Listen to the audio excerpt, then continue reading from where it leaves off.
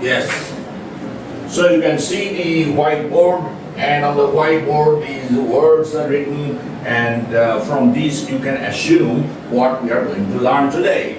In other videos for the last couple of days, I have been doing the same. I have been trying to impart some lessons on grammar, on the English grammar to you. So today we are going to do the same. Now the question is that how far should we learn grammar?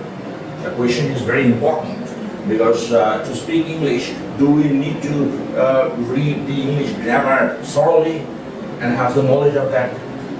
If you ask me, I shall say that no. You need not read the English grammar from cover to cover. Why?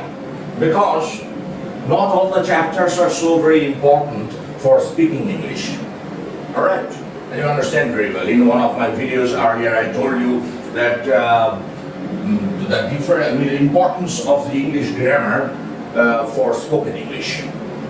We are only learning those chapters of the English grammar, those peculiarities of the English grammar, which are very important. If we do not know those peculiarities, it may be problematic for us to construct sentences meaningfully. Our listeners may misunderstand us if we make some sort of grammatical mistakes when we speak English.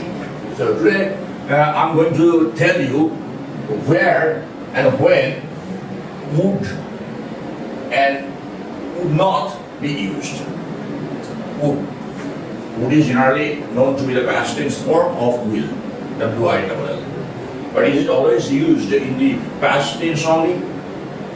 No, my dear friends, it is not always used in the past tense. It is often used in the present tense as well. Where when you see the word would used in a certain sentence, you may have the idea that perhaps the sentence says something about the past, but not necessarily. All right. So what to use is, we use would and wouldn't when we imagine a situation or action. Now, it is to a certain extent the imaginary thing. For example, something is not real, but I'm thinking of that. I'm imagining that. In that case, would is used, and in the negative, wouldn't. We'll think of something that is not real. If we think of something that is not real, that has not taken place in reality, we generally use would, or in the negative, wouldn't. For example, it would be nice to buy a new car, but we cannot afford it. I'm very fond of traveling by car, and each time I go out I have to rent a car because I don't own a car. Now, I wish, it's my wish, I imagine. What am I imagining? It would be nice to buy a new car. I'm telling my dear friends that, it would be very nice to buy a new car. Then my friends ask me, why did you buy? Then I say, I'm sorry, I just follow this sentence. What is it? But we can't afford it, or I can't afford it. My pocket does not permit. If your pocket does not permit, it is not possible for you to buy a new car. But if you are fond of traveling by car, each time you have to rent a car. So this is imaginary. That's why would is used in this sentence. It would be nice. It is not real. It has not taken place. The act of buying a new car has not taken place. It is my imagination. I'm imagining something that is not real. Next, what is there? I would love to live by the sea. I'm very fond of the sea. I often go to places near the sea, and I'm so very fond of sitting for hours together on the sea beach. I enjoy the sight of the sea. But I live a few kilometers away from the sea. Not a few kilometers. Say, the nearest sea to me is 190 kilometers away. So, I have already told you that I love the sea. So it's my imagination. I would love to live by the sea. My friend asks me, why do you often go to the seaside? Do you love the sea? I say, yes, I love the sea. And then he asks, then I'm not saying I would love, because in reality I love the sea. My friend then asks me, why don't you live by the sea? Then I say, I would love to live by the sea. It has not taken place, or it is not going to take place very soon. So I'm not going to buy a house near the sea, and it is my imagination that I would love to live by the sea. This particular sentence you may speak in some other ways as well. For example, if I had a if I had a house near the sea, I would enjoy living there. So using an if clause, we may express the same sense. But here we are not using any if clause. Straight away, I would love to live by the sea. Alright? Imaginary. I already told you, I don't live by the sea. But I would love. Let's see next. Now, if you want to just make the negative, you have to use wouldn't. Alright? I've not framed a sentence with wouldn't, because I think that if you understand this construction, then it will be easy for you to understand where to use wouldn't as well. Next, we use would have done when we imagine situations or actions in the past, things that did not happen. Now, this part is all about the present tense. In spite of the use of the auxiliary verb would, these sentences express the present sense. Now, if you want to frame a sentence in the past, say something that things that did not happen, you are talking about that.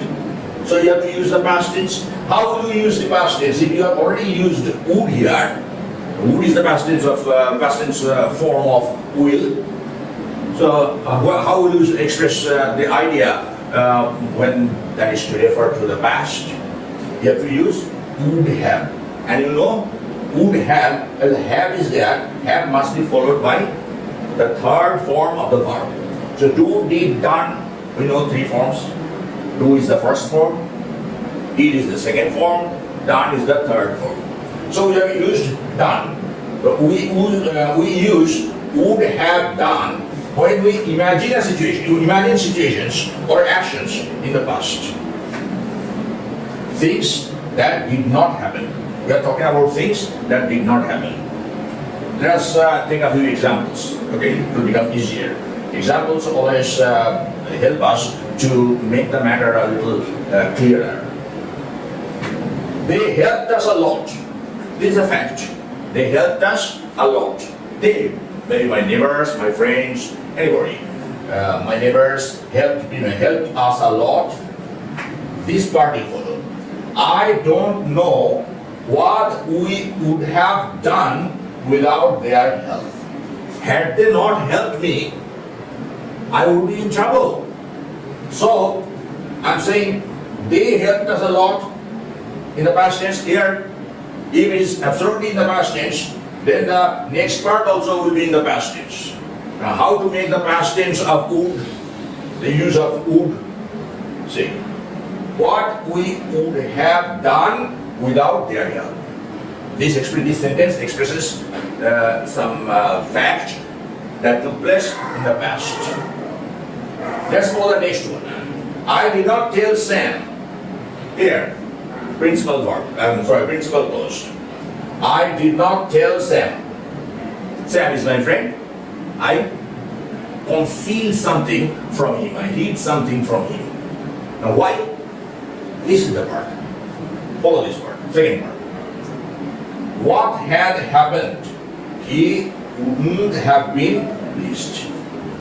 Say, for example, Sam's son was about to meet with an accident, and I was the eyewitness. Now, I did not tell Sam. I hid the fact from Sam. Why I hid the fact from Sam? This part.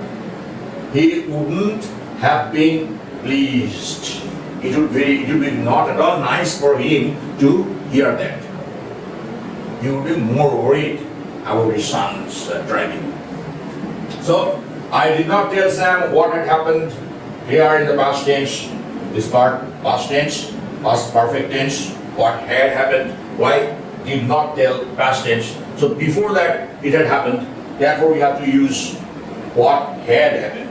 If we say, I did not tell Sam what happened, it will mean that the act of telling Sam and the thing happening took place at the same point in time. That's why we have to use had in the second part of the sentence. What had happened? He would not be, he means here Sam, he refers to Sam. He would not have been pleased. Sam wouldn't have been pleased. That did not take place. I didn't tell him, so he did not know. Now the question is, when I'm imagining that had I told Sam, what would be the effect? Sam would be very, very upset. Sam would be very concerned about his son's future. So I did not tell him. What had happened? He wouldn't have been. See, in the past tense, they wouldn't have been pleased. Let's move on to the next one. Here, compare would do and would have done. These two words, two phrases rather, would do and would have done. You should understand very, very vividly, very, very distinctly. If you fail to understand the difference, the subtle difference, delicate difference between would do and would have done, it will be very difficult for you to express your thought when you speak English. Excuse me. Even when you write English. In case of writing also, these rules apply. I would call Lisa, but I don't have her number. I would call Lisa. Lisa is my relative or my friend. Unfortunately, I don't have his number. I mean her number. I don't have her number. Therefore, I'm saying I would call Lisa. In reality, I'm not able to call Lisa because I don't have her number. That's why I'm saying I would call Lisa, but I don't have her number. This is what the brackets mentioned. Now, this indicates the present fact. Move on to the next one, where would have plus third form is used. I would have called Lisa in the past, not now. I would have called Lisa, but I did not have her number. I did not have her number. That's why I'm saying it is in the past tense, completely in the past tense. This particular sentence expresses the past idea, past fact rather. It did not take place. I couldn't call Lisa. Why? Because I didn't have her number. That's why I'm using would have, not simple would. I would have called Lisa, but I did not have her number. Now here the but clause is there. If you want, you may use the conditional clause, say for example, with if. If I had, then the sentence would be like this. If I had Lisa's number, I would have called her. If clause, okay? Sometimes in case of if clause, would have is not used also. Only would is used because the if clause is there, conditional clause. So the idea will be clear to your listeners. Next word is there. I am going to invite them to the party. Present tense. I am going to invite them to the party. They would not come anyway, but I'm sure that they would not come anyway. But I'm going to discharge my duty. I'm going to be dutiful. I'm going to invite them in the present tense. They would not come anyway. Within brackets mentioned here, now this expresses the present idea. Wouldn't come. I'm sure of that. Next one. I did not invite them to the party. This is in the past tense. This entire one is in the past tense. Therefore, I think it is quite evident to you what we are going to use in the next part of the sentence. Not would, but would have. I did not invite them to the party, then here follow. They wouldn't have come anyway. They wouldn't have come anyway. Within brackets mentioned, past. P-A-S-T, past. So, when we are expressing the present idea, we are using this particular one. I am going to invite them to the party. Next sentence follow. They would not come anyway. Here, if it is not clear, write down in the comment box. I shall, if necessary, I shall make another video to convey this idea more lucidly to you. For that reason, I have to do a little bit of homework. I have to think, of course, how I can present the same lesson in a more clear, more vivid manner. Okay, let us see the next one. We often use would in sentences with if. I have already told you the if clause. If you use the if clause, then we use would. Often we use this. Often, not always. I would call Lisa if I had her number. Here, see. I would call Lisa. Here you see, I would call Lisa. Here is the but clause. But here, if clause. If I had her number. And when there is the but clause, but I don't have her number. Try to understand the difference.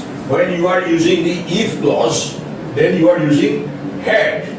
If I had her number. But when you are using the but clause, but is the coordinating conjunction. These two sentences are joined by but. I don't have her phone number. I don't have her number. So here don't, present tense. Here had, because there is the if clause. Next one. I would have called Lisa if I have already told you that in the present tense we have already used had. So when we are talking about the past, how can we express the idea? Once again we will use had only. Only one had will not do, my dear friends. Then what we have to do? I would have called Lisa if I had her number. If I had her number. Here you see why had. If I had her number, this had is the past tense form of have. If I have her number, past tense form if I had her number. Now, here also we are writing in the past, this sentence is in the past. Therefore, this one must be in the past perfect tense. Because if the act of getting the phone number of Lisa and the act of calling Lisa would have taken place at the same time, the sentence would have been different. But it's not like this. I would have called Lisa. Before that, of course, I had to collect, I had a number. Otherwise, at that time, I would have to ask somebody and somebody would give me the number and then I would call. Then also, in that case also, two actions are not taking place at the same point in time. First, I'm collecting the numbers. Second, I'm calling Lisa. So, see, this sentence expresses the idea that the act of having her phone number took place before calling Lisa. So here you see, I would have called Lisa if I had her number. If I had her number. Okay? So this is all about this lesson. I hope it has been clear to you. But still, I have already told you that it is not that easy to impart lessons on grammar to the students. I'm trying my best to give you the idea. And I have also started in this fashion to learn English. And I think that you can also do the same. There will be no problem. But before we wrap up this session, I would like to give you a bonus sentence, a bonus rule. What is that bonus rule? Sometimes when we imagine something which is not real, we use where, W-E-R-E, where. Everywhere where. After I, where, you, where, he, where, she, where, they, where. It is not that I is the first person singular number, that's the where cannot be used after I. This was subjunctive mood. Okay, when you are constructing a sentence in the subjunctive mood, then of course we shall have to use where only. For example, if I were a bird, I'm not a bird, then you can understand seeing me, okay? If I were a bird, I would fly to America. Or if your donor tells you that if I wear a peacock, I would perform some dance steps to please you. Okay. All right. So you understand very well. The bonus point is also okay. Still, the same thing once again. If you like this idea, if you like the way I teach, if you think that what I'm teaching is useful, subscribe to this channel. And if you see that what I'm teaching is very indistinct, not understandable clearly, then don't subscribe. Why would you subscribe for nothing to the channel that teaches something wrong or that teaches something in a very complicated manner? Okay? So I don't have any undue claim.